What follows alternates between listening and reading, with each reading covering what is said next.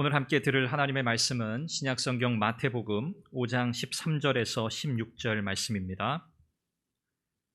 마태복음 5장 13절부터 16절 말씀 교독하는데 13절 제가 먼저 읽고 16절은 함께 읽습니다.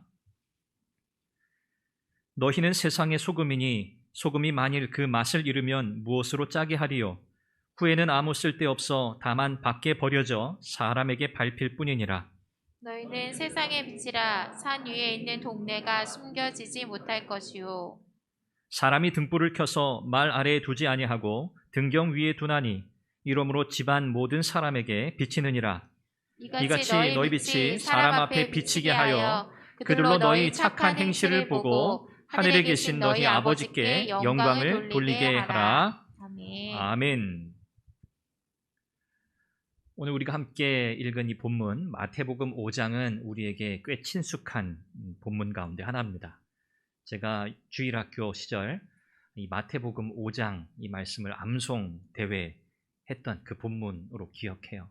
그래서 5장 1절부터 쭉 말씀을 암송했던 그런 기억이 있습니다. 제가 초등학교 초등부 시절에 이 말씀을 암송했던 본문이기도 합니다. 이 마태복음 5장을 우리가 산상설교다 그렇게 부르죠. 산상설교.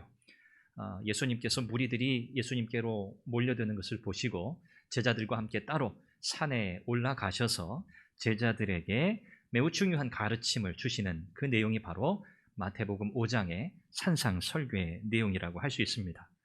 말씀의 대상이, 가르침의 대상이 수많은 불특정 다수가 아니라 예수님의 제자들이었다는 것이 오늘 본문을 이해하는 중요한 포인트입니다. 이 무리로 언급되고 있는 이 사람들은 어떤 사람들일까? 이 사람들은 예수님께 나와서 그분의 말씀을 듣고 싶을 만큼 대단히 호기심을 가졌던 사람들이 분명합니다.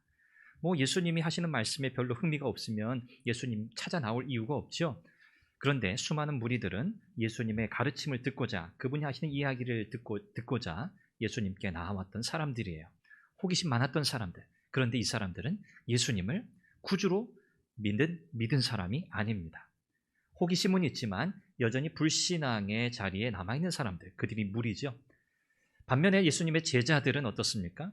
예수님의 제자들은 예수님을 구주로 믿는 사람들이에요. 그렇죠? 예수님을 구원자로 영접한 사람들이죠. 그러나 그들은 여전히 연약한 믿음의 상태에 있는 사람들입니다. 오늘 본문에서는 우리 주님께서 예수님을 믿지만, 예수님을 알지만 여전히 그 믿음의 삶이 연약한 이 제자들을 향해서 중요한 가르침, 그들이 그리스도인으로, 예수 믿는 사람으로 어떻게 이 세상에서 살아가야 할 것인가, 그리고 그 삶을 통해서 궁극적으로 하나님께서 원하시는 목적이 무엇인가를 제자들에게 가르치시고자 제자들과 함께 산에 올라가셨습니다. 오늘 이 본문 안에서, 이 산상설교 안에서 예수님은 하나님의 자녀, 하나님의 백성, 그리스도인들이 어떤 사람들인가에 대한 분명한 정체성을 제자들에게 가르쳐 주시고 그 정체성에 근거해서 이제 어떤 삶을 살아가야 하는가를 구체적으로 가르치시고자 해요. 그러기 위해서 예수님은 비유를 사용하시죠.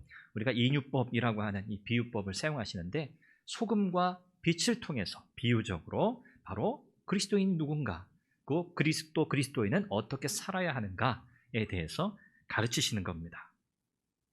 중요한 것은요, 여기서 비유적으로 언급되고 있는 소금 그리고 빛, 이것이 가지고 있는 어떤 물질적인 특성에 주목하기보다 소금과 빛이라고 하는 이 중요한 이 두 요소는 세상에 없어서는 안 될 중요한 요소라는 점을 강하게 부각시킵니다. 소금과 빛은 세상에 반드시 있어야 한다는 말이죠. 다시 말해서 예수님의 제자들, 그리스도인들은 어떤 존재여야 한다고요? 세상에 꼭 있어야 하는 사람들, 세상에 꼭 있어야 하는 존재예요. 저와 여러분들은 이 세상에 꼭 있어야 하는 사람들입니다. 믿으십니까? 하나님이 왜 우리를 이곳에 부르셨어요? 왜 우리를 그리스도 안에서 우리를 구원하셨습니까? 분명한 이유가 있거든요. 우리가 이 세상에 반드시 있어야만 해요. 하나님은 저와 여러분들을 통해서 하시고자 하는 일이 있기 때문에 그렇습니다. 오늘 본문의 핵심은요, 바로 여기에 있어요. 그리스도인은 세상에 없어서는 안 되는 존재다. 나는 한번 따라 하실까요? 나는 이 세상에 꼭 필요한 존재다. 할렐루야. 여러분 가운데 쓸모없는 분들은 한 분도 안 계세요. 여러분들은 모두 다 하나님께서 필요하셔서 부르시고 이 땅에 심어 놓으신 분들이세요. 얼마나 감사한지 몰라요. 자, 그런데 오늘 본문에서 또 한 가지 우리가 주목해야 할 표현은요, 너희는 세상의 소금이 되라, 너희는 세상의 빛이 되라 라고 하시지 않았다는 거예요. 오늘 말씀에 뭐라고 이야기하죠? 13절에 보니까 너희는 세상의 소금이니 그랬어요. 소금이 되라가 아니라 미완성의 상태가 아니에요. 저와 여러분들은 이미 뭐예요? 세상의 소금이에요. 이미 소금이에요. 그 다음에 나오는 14절에 너희는 세상의 빛이라, 이 말씀도 마찬가지입니다. 너희는 세상의 빛이 되어라. 지금은 빛이 아닌데 이제 너희들은 빛으로 살아가야 돼. 이런 말씀이 아니에요. 뭐라고요? 너희는 이미 세상에 뭐라고요? 빛이라는 거예요. 그래서 저와 여러분들은 이미 세상의 소금이며 빛입니다. 소금이 되라, 빛이 되라. 지금은 아닌데 앞으로 그렇게 해. 이런 의미가 아니라는 거예요. 그래서 이 말씀은 우리에게 이 사실을 강하게 가르쳐 줍니다. 우리는 이미 세상의 소금과 빛으로 부름받았기 때문에 우리는 소금으로 빛으로 사는 것이 마땅하다. 이 사실을 우리에게 강조하고 있는 거예요. 자, 그러면 우리 주님께서 제자들을 향해서 너희는 소금이야, 너희는 빛이야 라고 말씀하시면서 가르치신 이 내용을 조금 더 구체적으로 살펴보죠. 첫 번째는 저와 여러분들이 세상의 소금이라고 하시는 이 말씀이에요. 그리스도인은 세상의 소금이다. 자, 지금도 그렇지만 이 소금이라고 하는 것 여러분 어떻습니까? 너무너무 중요한 물질이잖아요. 이 소금이 하는 역할이 너무 많아요. 어떤 기능들을 가지고 있죠? 여러분, 소금 어디에 많이 사용하죠? 맛을 내는데, 그렇죠? 맛을 내는데 사용하고요. 또 어떤 때 사용하죠? 네, 그렇죠. 부패를, 잘 무슨 말인지 못 들었는데, 부패를 방지하기 위해서 뭐 이렇게 절인 음식들 많잖아요. 그래서 부패를 방지하는 데도 사용하고요. 그리고 또 어떤 데도 또 사용하죠? 눈을 녹일 때도 사용하죠. 제설제로도 사용하고요. 여러 가지 또 비료로 또 사용하기도 해요. 이 당시에 로마 제국에서 병사들에게 월급을 주는데 이 병사들의 월급을 뭘로 줬을까요? 그렇죠. 지혜로우세요. 소금으로 줬어요. 소금.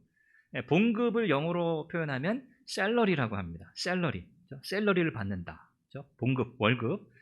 이 샐러리라고 하는 말이 로마 군사들이 소금을 그들의 봉급으로 받던 그 표현에서 왔어요. 셀라리움이라고 하는 단어에서 샐러리라고 하는 단어가 왔어요. 그러니까 이 소금이라고 하는 것이 굉장히 중요한 의미를 가지고 있었던 거죠. 자, 그런데 오늘 본문에 보면 예수님께서 소금이 가지고 있는 여러 가지 기능들이 있는데 그 기능들 가운데 예수님은 한 가지에 주목해서 말씀하세요. 그 기능이 뭐죠? 맛을 내는 기능이에요. 다시 말해서 소금은 반드시 어때야 된다? 그 맛이 달아야 한다? 짜야 한다. 소금이 달면 그건 상 받을 일이죠. 소금인데 단맛을 내는 소금이 있다면 소금은요 짜야 돼요. 그게 핵심이에요. 소금은 반드시 짜야 돼요. 자, 그런데 이 소금이 맛을 잃어버린다면 어떤 일이 일어납니까? 소금이 맛을 잃어버린다면 짠맛이 없어요. 소금인데 얘는 소금이라고 불리는데 이 소금이 짠맛이 없어요. 그러면 이 소금은 전혀 쓸모가 없게 되는 거예요. 쓸모없는 존재가 되는 거죠.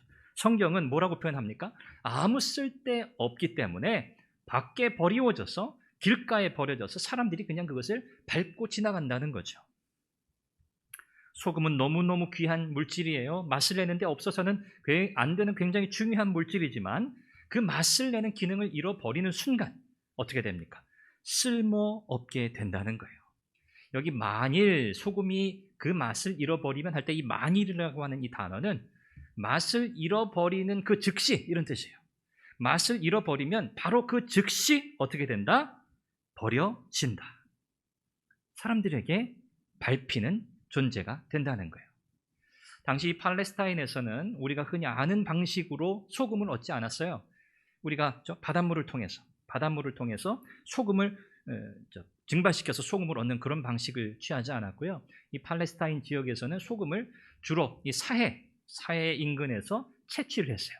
그리고 대다수 이 암염이라고 하는 돌에 있는 이 소금, 이것을 캐서 소금으로 사용했어요. 그런데 이것이 참 불순물이 많이 있는 거예요. 이 암염 안에 불순물이 많았기 때문에 이 짠맛이 이 돌에서 이렇게 빠져나가는 일들이 굉장히 많았다고 그래요. 보관을 어떻게 하느냐에 따라서 이 암염이 그 맛을 유지하느냐 아니면 그 맛을 잃어버리느냐, 그렇게 됐다는 거죠. 그래서 많은 경우 이렇게 관리가 어려웠기 때문에 소금이라고 해서 잘 보관하고 있었지만 그 맛을 잃어버려 그냥 거리에 내버린 일들이 많았다는 거죠. 짠맛을 낼 수 없게 되는 경우가 너무 많았어요. 자, 그래서 이 맛을 잃는다고 하는 것은요, 소금으로서의 정체성, 소금으로서의 그 의무를 이제는 다 잃어버리는 거나 마찬가지입니다. 여기 맛을 잃는다라고 하는 이 표현, 이 단어에는 또 다른 의미도 있는데요. 어리석게 된다, 그런 의미도 담겨져 있어요. 맛을 잃는다는 의미 말고 어리석게 된다는 뜻도 담겨져 있어요. 예수님은 이 단어를 사용하시면서 이 두 가지 의미를 사실 전부 다 말씀하고 계세요. 맛을 잃어버린다는 것이 어떤 의미겠는가? 그것은 세상 사람들에게 밟히는 비참한 존재가 된다, 쓸모없는 존재가 된다, 어리석은 제자가 된다라는 의미를 가르치고 계신다는 거죠. 그리고 이렇게 맛을 잃어버려서 길거리에 버려진 소금은 사람들에게 밟히는데, 밟힌다는 이 의미 속에 어떤 의미가 더 강조되냐면 항상 밟힌다, 그런 의미가 강조돼요. 항상 밟힌다. 제 기능을 잃어버린 소금은 사람들에게 항상 밟히는 것처럼 예수님이 너희는 세상의 소금이다 라고 하신 이 말씀이 제자들에게 어떻게 적용되겠습니까? 그리스도인들로서, 예수님의 제자로서 그들이 감당해야 할 고유한 사명이 있는데, 그 맛이 있는데 그것을 잃어버리면, 그 역할을 제대로 수행하지 않으면 어떻게 된다고요? 밖에 버려져 밟히는 소금처럼 쓸모없는 존재, 비참한 존재가 될 수밖에 없다는 사실을 가르치시는 거예요. 어리석은 제자, 쓸모없는 제자가 될 수밖에 없다는 거죠. 오늘 이 말씀에서 저와 여러분들의 마음속에 이 말씀이 새겨지면 좋겠어요. 그리스도인들은 어느 곳에 속해 있든지 의미 있는 존재가 되어야 해요. 여러분의 직장에서, 가정뿐만 아닙니다. 여러분의 직장, 여러분의 사회 관계, 여러분의 자녀들과의 관계, 부부 관계 속에서 여러분들은 모두 다 의미 있는 분들이 되셔야 돼요. 내가 있기 때문에, 나 때문에 복을 받아야 돼요. 다른 사람들이. 나 때문에 이웃이 복을 받아야 되고요. 나 때문에 나와 관계하는 여러 사람들이 복을 받아야 돼요. 내가 복의 통로가 되는 거죠. 이것이 의미 있는 존재가 되는 거예요. 자녀들에게도 마찬가지입니다. 부모님들, 의미 있는 부모님들이 되십시오. 자녀들 마찬가지입니다. 부모님들에게 의미 있는 자녀들이 되세요. 너무너무 소중한 사실이에요. 하나님께서 저와 여러분들을 그렇게 부르셨어요. 그렇구나. 나는 이 세상 어느 곳에 가든지, 내가 어떠한 삶을 살아가게 되더라도 나는 그 가운데 정말 소중하고 의미 있는 존재가 되어야 되는구나. 나를 통해서 사람들이 정말 복을 받는 그런 인생이 되어야 되는구나. 여러분, 그런 삶을 사시기를 바랍니다. 자, 우리가 이렇게 주님이 말씀하신 것처럼 세상의 소금이라는 그 의미를 살펴보았어요. 세상에 없어서 안 되는 존재, 고유한 그 사명, 그 역할을 제대로 감당해야 한다는 사실. 자, 예수님은 두 번째 제자들에게 가르치세요. 한 단계 더 나아가시는 거죠. 14절에 보니까 너희는 세상의 빛이라 말씀하세요. 세상의 빛이라. 여러분, 어제 성탄절 설교 가운데 제가 눈먼 세상의 빛으로 오신 예수님에 관해서 여러분들과 나누었습니다. 여러분, 빛이 가지고 있는 가치는 대단하죠. 대단해요. 사실 그 무엇으로 잴 수 없어요. 빛이 없으면 우리는 아무것도 볼 수 없기 때문에 그렇습니다. 빛을 통해서 주변이 밝혀지죠. 빛은 에너지원이죠. 에너지를 공급해 주죠. 성경이 말씀하는 것처럼 예수 그리스도가 무엇이라고요? 참 빛이시다. 성경은 우리에게 그렇게 말씀해요. 자, 참 빛이신 그분이, 예수님이 오늘 본문에서는 이제 제자들에게 뭐라고 말씀하세요? 너희가 세상의 빛이다. 참 빛이신 예수님께서 이제는 제자들을 향해서 말씀하세요. 너희가 세상의 빛이라고. 예수님이 하신 그 고유한 역할, 어두운 세상, 사망에 그늘진 땅에 오셔서 세상의 어둠을 밝히시는 그 사명, 영원한 죽음에서 영원한 생명의 자리로 옮기시는 놀라운 그 구원의 역사를 이루시는 그 참빛이신 예수님께서 그 사명을 이제 누구에게 맡기시는 겁니까? 제자들에게 맡기시는 거예요. 그 책무가 이제 제자들에게로 전해지고 있는 거예요. 우리 주님이 그래서 너희는 세상의 빛이라고 말씀하세요. 너희들을 통해서 세상은 밝아져야 해 라고 말씀하시는 거죠. 그러면서 산 위에 있는 동네가 숨겨지지 못할 것이요 라고 말씀하세요. 아마 이 말씀, 이 표현을 들었을 때 제자들은 머릿속에 이미지가 다 그려졌을 거예요. 오늘 우리도 마찬가지잖아요. 산 위에 있는 동네. 여러분, 높은 산 위에 동네가 있어요. 마을이 있어요. 그 마을이 환하게 밝혀지면 여러분 어떻습니까? 예전에 봉화를 올려서 서로 신호를 주고받았었잖아요. 저 높이 솟은 저 마을에 불빛이 환하게 비추면 멀리서도 그 빛이 보여요. 멀리서도 그 빛을 볼 수 있는 거죠. 세상을 밝히는 것이 제자들의 분명한 사명이다. 주님이 말씀하세요. 자, 그러면 그 빛을 환하게 비추려면 어떻게 해야 하는가 하는 거죠. 이어지는 15절, 16절에서 우리 예수님이 설명하시죠. 사람이 등불을 켜서 말 아래 두지 않고 등경 위에 두나니.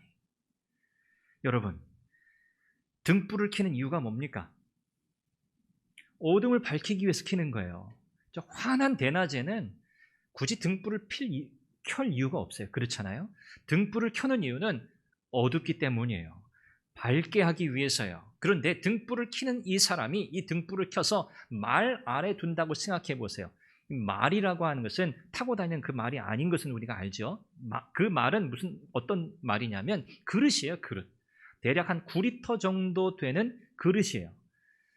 등을 켜서 말 아래 둔다는 건 이 그릇으로 그 등불을 덮는다는 거예요. 그러면 어떻죠? 등불이 빛을 비출 수 있나요? 못해요. 그 말씀하고 계시는 거예요. 등불을 켜는 이유는 이 불빛이 퍼져나가게 하기 위함이다. 그런데 어리석은 자들은 이 등불을 말 아래 두는 것과 같다는 거예요. 사실 그럴 만한 사람이 누가 있겠어요? 불을 켜놓고 그 불빛을 감추려고 하는 사람이 어디 있겠어요? 오히려 빛이 잘 비치도록 하기 위해서 어떻게 합니까? 어디 위에 둔다고요? 등경 위에 둔다. 스탠드 위에 두는 거예요. 그렇죠? 높은 곳에 두는 거예요. 집안에서도 높은 곳, 스탠드를 만들어 놓고 그렇죠? 높이 있을수록 그 빛이 넓게 퍼져가잖아요. 등경 위에 둔다는 것이 그런 의미예요. 이 등불이 꺼지지 않아야 한다는 것, 그리고 이 빛이 감출 수 없다는 사실, 그렇죠? 온 사방에 퍼져나가는 빛이 되어야 한다는 것을 강조해요. 여러분, 그리스도인들은요, 비밀 요원이 되면 안 돼요. 비밀 요원. 여러분, 어디 세상에 숨어 계시지 마세요. 뭐 다른 의미에서 스파이, 비밀 요원들이 필요한 조직이 있을지 모르지만 예수 믿는 사람들은요, 세상에 밝히 드러나야 돼요. 어디 숨어 계시면 안 돼요. 우리는 스파이 전혀 없어요. 비밀 요원 그런 거 없습니다. 예수님의 제자들은 어떤 사람이 되어야 한다고요? 세상에 밝히 드러나는 사람들. 그러니까 어떻게 보면요, 참 공격 대상이 될 수밖에 없어요. 그렇죠? 우리는 세상에, 그죠? 마치 벌거벗은 것처럼, 그죠? 다 드러나야 되거든요. 그러니까 세상은요, 어두운 세상이기 때문에 빛이 조금이라도 있으면 어떻게 하게 돼요? 그거 보게 돼요. 주목하게 돼요. 저와 여러분들이 그런 존재예요. 우리가 빛이기 때문에 세상은 어둡잖아요. 세상은 우리를 볼 수밖에 없어요. 어둠 가운데서 빛을 자연스럽게 보게 되는 것처럼 세상은 우리를 주목할 수밖에 없어요. 사실 그것이 우리에게는 한편 큰 부담이죠. 그럼에도 불구하고 우리 주님은 너희는 세상의 빛이라고 말씀하시고 너희 빛을 비추어야 한다고 말씀하세요. 16절 말씀에 예수님은 그 의미를 조금 더 설명하세요. 이같이 너희 빛이 사람 앞에 비치게 하여 그들로 너희 착한 행실을 보고 하늘에 계신 너희 아버지께 영광을 돌리게 하라. 불을 켜서 등경 위에 높이 올려놓고 그 빛이 사방에 퍼져나가게 하는 것처럼 이와 같이 너희 빛이 사람 앞에 비치게 하여. 이 빛의 비추임을 받아야 될 대상이 누군가? 사람이에요. 어떤 사람들이죠? 여전히 어둠 가운데 남아있는 사람들. 이 빛이 그들에게 비추어져야 돼요. 그들로 너희 착한 행실을 보고. 자, 이 빛을 비추는데요, 사람들에게 비추는데 이 빛이 구체적으로 무엇인가를 우리 주님이 설명하세요. 이 빛이 뭐라고요? 착한 행실이래요. 착한 행실. 이 착한 행실이라고 하는 것은 모든 도덕적인 선한 행위를 포함하죠. 모든 도덕적인 선, 그리고 그리스도인들이 다른 사람들에게 칭찬받을 만한 삶을 살아가는 것, 이 모든 것을 다 포함하는 거예요.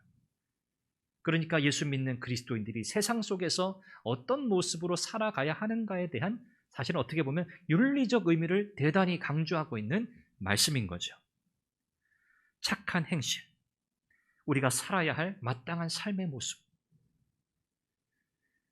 그래서 그리스도인들의 삶은 사람들에게 무엇이 되어야 한다? 표준이 되어야 한다. 모범이 되어야 한다. 라고 말씀하고 계세요. 이 참 부담스러운 말씀이죠. 참 힘든 말씀이에요.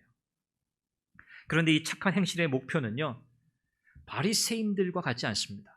여러분, 바리새인들은요, 대놓고 의로운 행동을 많이 했던 사람들이에요.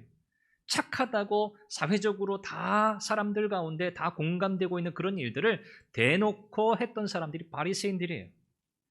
선행을 하고 자비를 베풀고. 그렇죠? 그런데 이 바리새인들의 가장 큰 잘못이 뭡니까?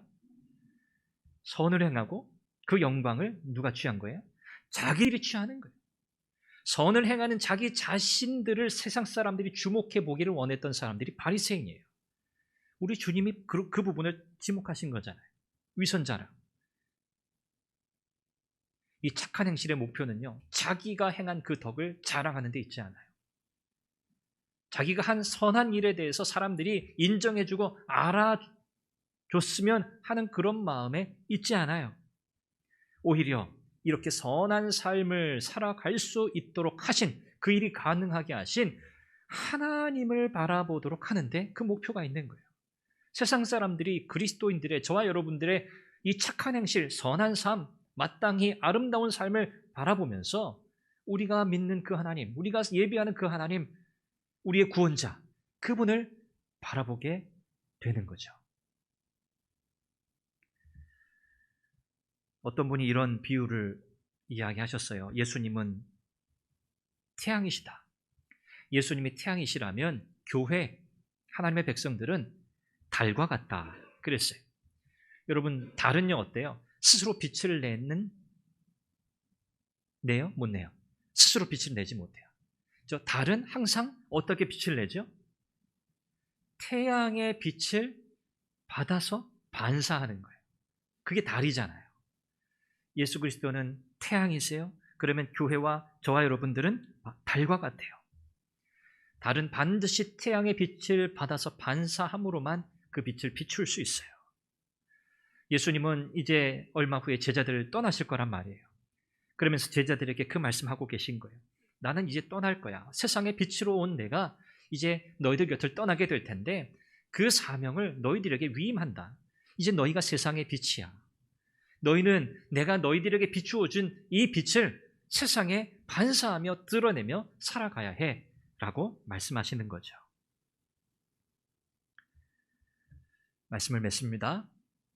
저와 여러분들의 삶은요, 결국에는 예수 믿지 않는 불신자들이 소금과 같이, 빛과 같이 살아가는 저와 여러분의 삶을 통해서 예수님께로 나아가도록, 예수님을 만나고 살아계신 하나님을 통해 구원의 은혜를 얻도록 하는 것이 저와 여러분들의 삶의 목표예요.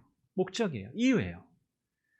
우리 주님께서 저와 여러분들을 소금으로 빛으로 세상에 부르신 것은 바로 그 목적을 이루기 위함이세요. 저와 여러분들을 통해서 아직 예수님 알지 못하는, 아직도 구원받지 못한 사람들이 예수님께로 나아가는 은혜가 있기를 바랍니다. 저와 여러분들의 삶을 통해서 정말 불신자들이 살아계신 하나님을 만나는, 경험하는 그런 은혜가 있기를 간절히 바랍니다. 세상 사람들은요, 어쩔 수 없어요. 교회를 통해서만, 그리고 저와 여러분들을 통해서만 진짜 빛을 그들은 맛볼 수 있어요. 그러므로 우리는 세상에 빛을 비추는 유일한 존재임을 기억하세요. 얼마나 귀한 역할입니까? 그런데 우리가 비추는 빛은요, 항상 강렬한 태양빛과 같으면 좋겠는데, 꽉 찬 보름달이 온전하게 그 태양빛을 반사하는 것처럼 그런 빛을 항상 비치면 좋겠는데 그러지 못할 때도 있어요. 그렇다고 실망하지 마세요. 때론 우리가 보름달처럼 환하게 온전하게 빛을 반사할 때도 있고, 정말 가는 초승달처럼 흐릿하게 어렴풋하게 빛을 비출 때도 있어요. 그러나 중요한 사실은요, 우리는 이미 빛이란 사실이에요. 이미 저와 여러분들은 소금이에요. 이 사실은 바꿀 수 없어요. 우리가 할 수 있는 한 가장 분명하게, 우리가 할 수 있는 한 가장 밝게 우리는 소금의 맛을 내야 하고 빛을 비추어야 할 줄로 믿습니다. 이건 우리의 숙명이에요. 우리가 반드시 해야 할 일이에요. 세상에 참빛으로 오신 주님께서 이제 저와 여러분들에게 그 빛을 세상에 반사하며 비추라고 말씀하십니다. 이미 저와 여러분들은 세상에 없어서는 안 되는 소금 같은 존재들, 또 빛이기 때문입니다. 저와 여러분들을 통해서 우리 이웃과 세상 사람들이 복을 받고 하나님의 영광 받으시는 놀라운 은혜의 역사, 또 많은 불신자들이 예수 그리스도에게로 나와 참 구원의 은혜를 선물로 받는 그런 놀라운 구원의 역사가 있게 되기를 간절히 축원합니다. 기도하겠습니다. 우리 한번 같이 기도하죠. 우리를 소금이라고 빛이라고 말씀하시며 이제 우리가 마땅히 살아야 할 삶을 살도록 우리에게 말씀을 통해 요구하시는 우리 주님의 음성 앞에 우리가 믿음으로 결단하며 나아가기 원합니다. 하나님, 우리가 소금과 같이 살겠습니다. 빛과 같이 살겠습니다. 하나님께서 우리에게 맡겨주신 이 고유한 사명 끝까지 감당하겠습니다. 내가 아니라 하나님이 드러나는 삶, 우리의 선한 행위, 착한 행실을 통해서 하나님의 영광을 보게 되는 일이 있게 하옵소서. 나 때문에 이웃들이 복받게 하옵소서. 우리 교회 때문에 이웃들이 복받게 하옵소서. 세상이 주의 백성들로 인하여 복을 받는 은혜의 역사가 있게 하옵소서. 우리 같이 함께 간절히 기도합니다. 자비하신 아버지 하나님, 은혜를 감사합니다. 오늘 주의 말씀을 통해서 우리를 소금이라고 빛이라고 부르신 주님의 이 말씀 앞에 우리가 어떠한 삶을 살아야 할지 다시 한번 분명하게 깨닫게 하시니 감사합니다. 자비하신 아버지 하나님, 우리를 소금으로 빛으로 세우셨으니 이 사명 끝까지 잘 감당하도록 은혜를 주옵소서. 주께서 우리에게 맡겨주신 이 사명을 감당하는 내내 참 기쁨과 감격이 넘치게 해주시고, 하나님, 우리의 삶을 통해서 예수 믿지 않는 자들, 많은 세상의 어두움과 사망의 그늘에 갇혀있는 불신자들이 참 빛이신 예수 그리스도에게로 나아가는 구원의 은혜를 경험하는 놀라운 은혜의 역사가 있게 해 주옵소서. 우리 모두가 그런 통로가 되게 해 주옵소서. 세상은 교회를 통해서 비추임을 받아야만 합니다. 하나님, 우리가 비추는 빛을 통해 세상이 밝게 빛날 수 있도록, 어둠이 물러갈 수 있도록 은혜의 역사를 이루어 주옵소서.